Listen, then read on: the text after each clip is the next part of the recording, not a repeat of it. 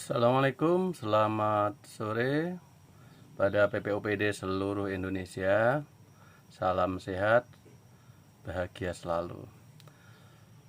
Untuk sore hari ini saya mau share yaitu penyusunan program kerja pengawasan atau PKP. Apa yang harus diperhatikan dalam menyusun program kerja pengawasan? Yaitu hal yang harus diperhatikan yaitu surat tugas. Nah, surat tugas ini kan memuat tujuan, sasaran, kedudukan Anda dalam tim, lama waktunya kapan. Nah, ini surat tugas ini. Oke. Jadi di surat tugas ini jelas ya. Anda memerankan apa dan sebagainya. Oke, sasaran, ruang lingkup ini di surat tugas ini diambil dari PKPT dan seterusnya. Ini kita ambil surat tugas yang terbaru bulan Februari ini. Oke, kita lanjutkan. Nah, kemudian yang terpenting lagi yaitu baca peraturan perundangan terkini terkait penugasan. Nah, kalau saya tadi misalnya mendapat audit kinerja tentang pencapaian SPM bidang kesehatan di sebuah puskesmas, ini di kabupaten kota, jadi di puskesmas, bisa di rumah sakit. Maka jangan kita copy paste dari dasar-dasar yang dulu. Kita lihat yang terbaru yang mana. Oh, ternyata ada PP nomor 2 2018. Kemudian dari PP, kemudian dari Kemenkes mengeluarkan Permenkes tentang SPM yang terbaru, yaitu nomor 4 tahun 2019. Kita lihat situ, ternyata ada perubahan dari yang lama, terutama menyangkut bencana, bencana kesehatan sekarang ini. Dan pelajari juga cari-cari butir kegiatan di Permenpan 36, tugas kita sebagai PPOPD, jenjang jabatan kita masing-masing ya. Kita lihat untuk apa? Untuk pembagian tugasnya nanti di program kerja, biar pekerjaan ini review kertas kerja, siapa punya tugas, mudah atau ketua tim. Kemudian bagaimana nyusun rekomendasi, bagian media. Jadi nanti ketika kalau kita sudah tahu, paham itu tugas jenjang jabatan masing-masing, maka meletakkan dalam program kerja itu nanti akan pas dan kita akan dapat bagian sesuai couplingnya masing-masing. Dan nanti program kerja ini akan dibahas di rapat teknis tim. Nah, akan mendapat arahan, pembagian tugas dan kesepakatan kamu kerja apa dan sebagainya. Jadi sudah pembagian masing-masing. Nanti sebagai ketua Anda, sebagai ketua tim misalnya, maka pelajari dan ikuti petunjuk instansi pembina. Kemarin sebelum ada Juklak sudah ada surat edaran Itjen Kemendagri tentang bentuk daripada format daripada program kerja kita ikuti. Gitu. Nah, bagaimana kalau misalnya tidak bisa tim mandiri, karena mungkin banyak yang sampaikan ke saya, kami hanya 1 orang, 2 orang PPOPD Pak di Inspektorat. Nah, untuk membentuk tim sangat sulit, apalagi baru impasing dan sebagainya ya. Maka untuk sementara kita pakai tim campuran. Nah, idenya ya PPWD itu melakukan penugasan tim mandiri dengan komposisi jabatan yang komplit. Mungkin di daerah Jawa sana ya, yang sudah lama adanya PPOPD sudah ditata sedemikian rupa, memungkinkan sekali. Tapi untuk beberapa daerah di Indonesia Timur, saya di Jayapura juga masih tidak bisa mandiri karena semua jenjang madya karena impasing, yaitu jenjang madya impasing. Sementara yang pertama hanya 1 orang, muda 2 orang, jadi agak sulit. Nah, maka kebijakan dari inspektorat yaitu dicampur, tapi kita diberi tugas untuk bagaimana sesuai dengan Permenpan, kamu kerja apa sehingga mendapatkan couplingnya masing-masing. Itu sasaran pengawasan kita ya khusus urusan pemerintahan konkuren di daerah yang kita ambil untuk PPOPD di kertas kerja itu, di program kerja gitu. Jadi terpaksa harus membentuk tim campuran seperti itu. Jadi berikut adalah gambarannya seperti apa. Nah, Bapak Ibu sekalian, ini program kerjanya ya, program kerjanya.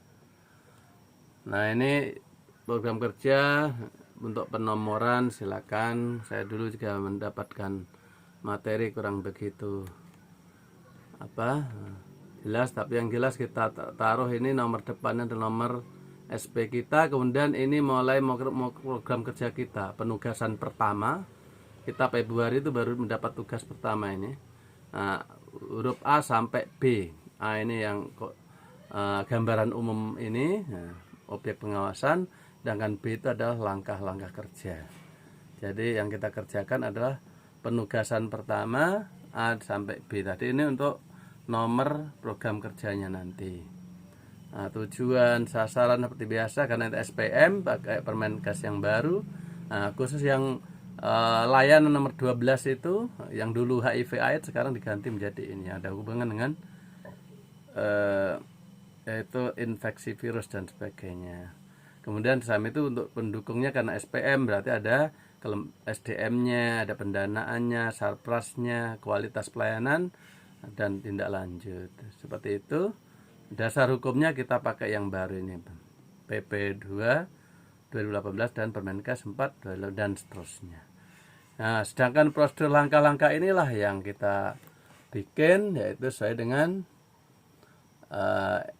edaran Itjen kemarin ya, waktu sosialisasi, yaitu nomor, sasaran, fokus pengamatan, indikator, langkah kerja, objek pengawasan, waktu, pelaksana. Keterangan ini adalah dia kedudukan sebagai apa. Oke, ini sasaran dan fokus pengawasan ini kita tinggal copy saja dari PKPT kita yang tadi sudah nempel di SP, di surat tugas ya. Kita tinggal copy saja sasarannya apa, fokus pengawasannya apa, karena program kerja itu tidak lepas dari surat tugasnya tadi. Nah, ini tinggal copy saja dua ini ya, sasaran. Kemudian indikator inilah yang kita harus sesuaikan dengan sasaran fokus yang kita lakukan. Tadi tentang SPM, berarti indikator, namanya indikator itu kalau di pembelajaran guru itu namanya ABCD, ada audience, ya, behavior, kemudian condition, kemudian degree. Ya. Paling tidak indikator itu seperti ini, BCD ya. Terpenuhinya apa? Data umum. Degree-nya apa? Lengkap. Terpenuhinya data umum secara lengkap. Lalu nanti kita akan lihat pengamatan dilakukan dengan langkah kerja ini A, B, C, D. Lakukan ini, tuangkan dalam kertas kerja dan sebagainya. Ini untuk melihat apakah terpenuhi data umum atau tidak untuk pendukung SPM tadi. Ini siapa yang mendapat, ini obrik atau opvasnya Puskesmas Hamadi. Nah, kemudian waktunya berapa jam, kemudian pelaksananya siapa dari anggota kita. Ini perencanaan ya, usulan nanti akan dibahas yaitu expose program kerja seperti itu. Jadi kita sebagai ketua tim harus membuat seperti ini draftnya. Ya, sedangkan nanti bagian kita ketika review kertas kerjanya dia, nah itu berarti kita bisa ambil seperti ini. Kemudian menyusun rekomendasi kita juga bisa ambil dari kertas kerjanya. Nah seperti ini pembagian kurang lebih. Nah, setiap kertas kerja seperti ini. Ini kertas kerja pertama yang di Wendang ini yang melakukan. Nah, 7 jam, kemudian bla bla bla bla bla, tapi giliran yaitu review kertas kerja serta susun rekomendasi, PPWD Madya bisa ambil. Oke. Kemudian yang kedua, penomoran ini, menomor nomor PKP dan nomor PKP-nya tadi ya. Tapi bisa diambil yang Romawi 1 A sampai B. Nah, pada panjang. Nomor KKP-nya ini adalah B1, yaitu B ini tadi. B Nah, tadi kan A data umum, tadi B 1, terus 1 itu kan bawahnya huruf A ya, huruf A. Ada A, B, C, D dan seterusnya. Huruf A. Kemudian kalau karena sudah A tadi sudah ada 1, berarti urutannya yaitu 1 kurung. Nanti berikutnya A kurung gitu. Ini urut-urutan dari Arabik seperti ini. Jadi apakah harus seperti ini ya, Bu? Tidak harus. Ya bisa 1 1 1 1 1 1 A dan itu, tapi panjang. Kalau saya lebih suka ini. Jadi B besar, angka 1, titik A kecil, titik 1 kurung, titik A kurung sampai apa dia kerja. Sampai F kurung misalnya, atau sampai E kurung. Nah ini nanti untuk kertas kerjanya Bu Endang ini. Untuk nomor kertas kerja. Seperti itu kurang lebih. Begitu seterusnya yang kertas kerja yang kedua. Yang ketiga apa ini? Terpenuhinya ketaatan atas SPM pada dokumen perencanaan secara baik. Apa betul di perencanaan ada ini? Kita lihat dokumen perencanaannya. Siapa yang kerja nanti? Oh, karena ini SPM perencanaan, kebetulan PPUPD Madya saya sendiri ya. Yang bisa kita ambil yang barangnya dan sebagainya. Nah, seperti itu dan seterusnya. Kemudian pencantuman target masing-masing punya seperti ini. Nomor PKP seperti tadi, Romawi 1. Nomor PKP-nya sama. Karena penugasan pertama A sampai B. Ini. Nah, kemudian nomor KKP-nya tinggal lanjutkan B 1, ini yang nomor 3 ya, 3 kurung A sampai apa di bawah. Nah, seperti itu. Jadi seperti itu kurang lebih bagi Bapak Ibu yang mungkin belum mengikuti diklat substantif ini, untuk gambaran saja. Oke, waktunya siapa yang kerja dan seterusnya. Jadi yang SPM itu kalau bisa kita ambil PPUPD, memang pekerjaan kita ini SPM ya, butir pemenuhan SPM. Kemudian SPM juga terpenuhinya dukungan pendanaan karena unsur dana. Kemudian siapa yang kerja seperti tadi berurutan. Terus berikutnya terpenuhinya dukungan SDMK, sumber daya manusia kesehatan cukup. Apa prosedurnya ada di sini. Lanjut dan seterusnya, ada berapa ini ke bawah, siapa yang kerja ada di samping sana. Begitu terpenuhinya sarpras pencapaian SPM secara baik, jadi selalu ada degree baik, cukup dan sebagainya. Berapa persen baiknya menurut Permenpan RB baik sekarang dari itu 81 mulai baik. Kita tahu indeks kepuasan masyarakat. Nah, ini sarpras juga. Nah, kemudian tersedianya prosedur standar, ini SOP-nya ada enggak? Nah, itu termasuk SOP pelayanan untuk ini masa darurat ini. Kemudian tercapainya SPM dengan standar sangat baik, karena SPM itu harus standarnya sangat baik, 100% harus terpenuhi. Nah, apa betul nanti kita lihat di lapangan. Dan siapa yang kerja ini masing-masing sudah ada di sana.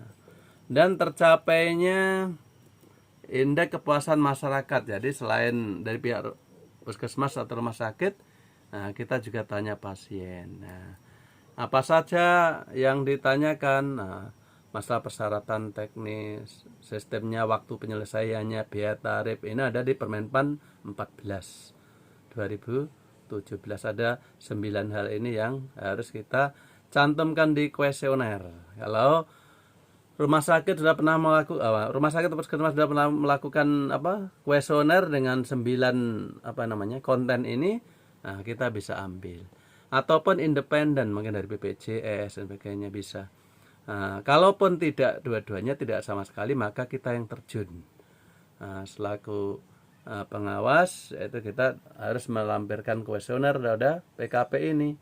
Nah, apabila puskesmas dan juga tidak ada hasil survei independen tentang indeks kepuasan masyarakat IKM. Nah, ini siapa yang kerja? Yang kerja orang PPUPD ini.